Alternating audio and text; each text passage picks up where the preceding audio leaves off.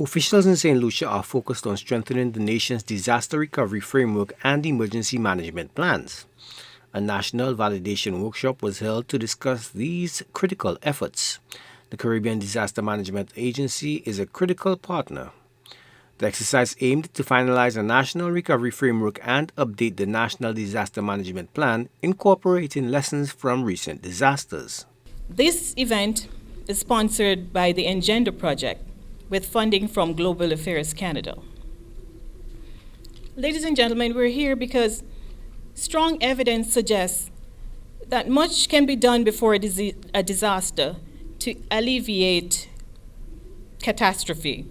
It's called recovery planning. For this to take place, recovery planning needs critical information to be gathered, tools to assess needs and to provide assistance, and role and responsibilities can be defined. Additionally, we can also streamline processes and develop techniques to expedite recovery efforts and partnership.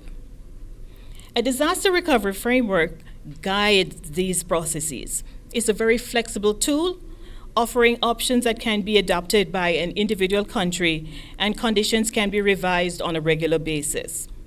In addition to the St. Lucian government, an important partner and source of support for NEMO is the Caribbean Disaster Emergency Management Agency, CDMA. NEMO is the local focal point for CDMA in St. Lucia.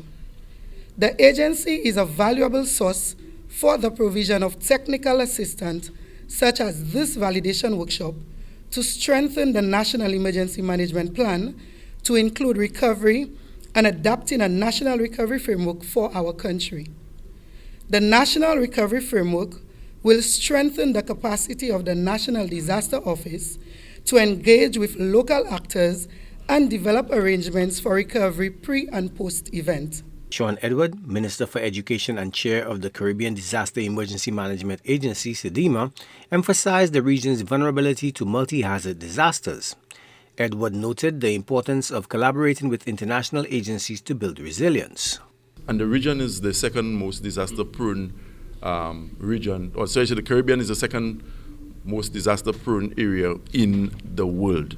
And every year, millions of dollars have been lost to hurricanes, storms, and other catastrophic events. But do we have the capacity in the Caribbean and in St. Lucia to handle our affairs on our own? The answer is no. And it is important that we collaborate with neighboring territories and international agencies to help build capacity and to help build resilience. Permanent Secretary Paul Hilaire highlighted St. Lucia's vulnerability to disasters and the need for robust planning. And more recently, some of those disasters to affect us would be the flash flood of 2022, the COVID-19 pandemic, the Christmas Eve trough of 2014, and Hurricane Thomas in 2010. These disasters caused some significant property damage and infrastructure. We also suffered loss of lives and disruption to the socio-economic landscape.